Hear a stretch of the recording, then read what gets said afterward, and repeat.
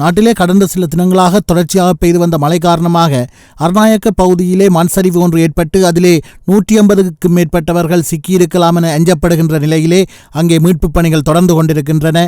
அந்த மீட்புப் பணிகளை தொடர்வதற்கு தொடரும் சீரற்ற காலநிலை மிகவும் சவாலாக இருக்கின்ற நிலையிலே அங்கே பல்லாயிரக்கணக்கான மக்கள் பொது இடங்களிலே தங்க வைக்கப்பட்டிருக்கின்றனர். இந்நிலையிலே அர்நாயக்க பகுதியின் தற்போதைய நிலவரங்கள் பற்றி அறிந்து கொள்வதற்காக அங்கிருக்கும் எமது விசேட செய்தியாளர் சனத்துடன் தொடர்பினை ஏற்படுத்தி இருக்கின்றோம். வணக்கம் சனத். வணக்கம். ஆம், அர்நாயக்க பகுதியிலே தற்போது நிலைமைகள் எவ்வாறு இருக்கின்றது சனத்? ஆம், அதாவது அர்நாயக்க பகுதியில் ஏற்பட்ட மண் சரிவு ஏற்பட்ட பகுதிகளில் இன்றைய தினமும் மீட்பு பணிகள் முன்னெடுக்கப்பட்டன. அந்த வகையில் இந்த பகுதியில் காலை முதல் ஒரு சீரற்ற காலநிலை, அதாவது இடையிடையே மழை பெய்வது, மீட்பு பணிகளையும் இடையிடையே படையினருக்கு கைவிட வேண்டிய சூழ்நிலை காணப்படுகிறது. குறிப்பாக அந்த மண் சரிந்த மலைப்பகுதி சிறு சிறு இடங்களில் தற்போது ஒரு சரிவு போக்கு மண் சரிந்து வருவதை காணக்கூடியதாக இருக்கிறது. இதனால் குறித்த பகுதிக்கு மக்கள் வர வேண்டாம் என அறிவுறுத்தப்பட்டிருந்தாலும் அயல் கிராமங்களிலிருந்து மக்கள் ஒரு ஆபத்தையும் கருத்தில் கொள்ளாமல் குறித்த பகுதிக்கு படையெடுத்த வண்ணம் இருக்கின்றன. இலங்கை செஞ்சிலுவை சங்கத்தின் தரவுகள் படி இதுவரை 19 சடலங்கள் மீட்கப்பட்டுள்ளன. ஆனாலும் இன்றைய தினம் ஓரிரு உடல் அவயங்கள் மீட்கப்பட்டிருந்தாலும் இதுவரையில் சடலங்கள் எதுவும் மீட்கப்படவில்லை.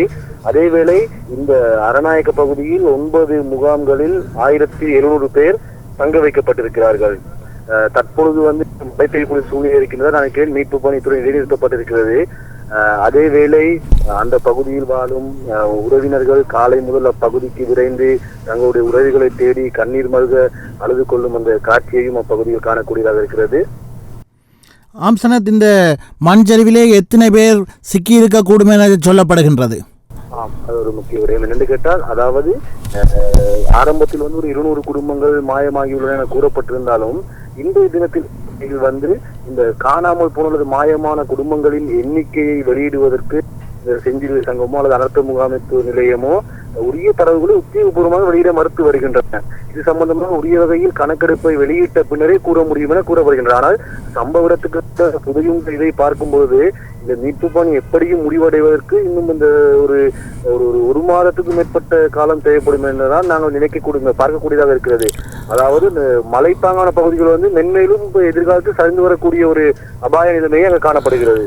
ஆம், இன்று காலையிலே மீண்டும் குறித்த பகுதியில் மண் சரிவு ஏற்பட்டதாக செய்திகள் வெளியாகி இருக்கின்றன. உங்கள் நிலைமைகள் எவ்வாறு இருக்கின்றன? ஆம், குறித்த பகுதியில் மண் சரிவு ஏற்படவில்லை. அது ஏற்கனவே ஏற்பட்ட மண் சரிவும் இன்று காலை பெய்த மழையால் அந்த பாறைகளில் தேங்கி நின்ற அந்த மண்கள் கரைந்து வரக்கூடியது காணப்பட்டது. எனவே அப்பகுதிக்கு வந்த மக்களால் மீண்டும் ஒரு மண் சரிவு என்ற ஒரு அச்சம் பரப்பப்பட்டது. ஆனால் குறிப்பாக குறித்த பகுதிக்கு மக்கள் செல்வதை தவிர்த்துக் கொள்ள வேண்டும் என்றால் அது மண் சரிவு ஏற்படக்கூடிய நிறைய அறிகுறிகள் இருக்கின்றன.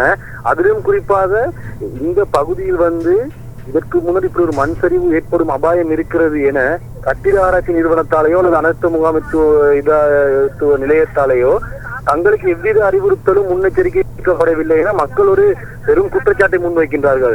இதனாலேயே இன்று தங்களுடைய உறவுகளை இழந்து நிற்கதியாகி நிற்க வேண்டிய நிலை ஏற்பட்டதாகவும் அவர்கள் சுட்டிக்காட்டுகின்றனர். தொடர்ச்சியாக பெய்து வரும் மழை மற்றும் மண் சரிவினால் பாதிக்கப்பட்ட மக்கள் அங்கே பொது இடங்களிலே தங்க வைக்கப்பட்டுள்ளதாக தெரிவிக்கப்படுகின்றது. அவர்களுடைய நிலை எவ்வாறு இருக்கின்றது சனத்?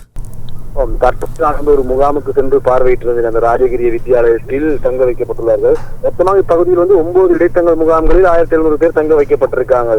அதில் 5 வயதுக்கும் குழந்தைகள் ஒரு 19 பேரும் 5க்கும் 16 இடைப்பட்ட வயதில் 70 பேரும் இருக்கிறார்கள். மற்றவங்க எல்லாம் அந்த சாதாரண வயதை எட்டியிருக்கிறார்கள். ஒரு சிறிய ஒரு அறையில், அதாவது எவ்வித அடிப்படை வசதிகளும் இன்னும் செய்து கொடுக்கப்படவில்லை. ஒரு தற்காலிக நிவாரணம் இருக்கின்றது. தற்போதுதான் நிவாரணப் பொருட்கள் குவிந்த வண்ணம் இருக்கின்றன. எனவே அந்த அரசாங்கமும் 150 மில்லியன் ரூபாய் ஒதுக்கீடு செய்துள்ளது. இந்த உடனடி அதாவது அத்தியாவசிய தேவைகள் வழங்கப்பட்டிருந்தாலும் பெரிதாக குறிப்பிட்டு கூறும் அளவுக்கு எவ்வித சேவையும் பகுதியில் இடம்பெறவில்லை இதுவரை.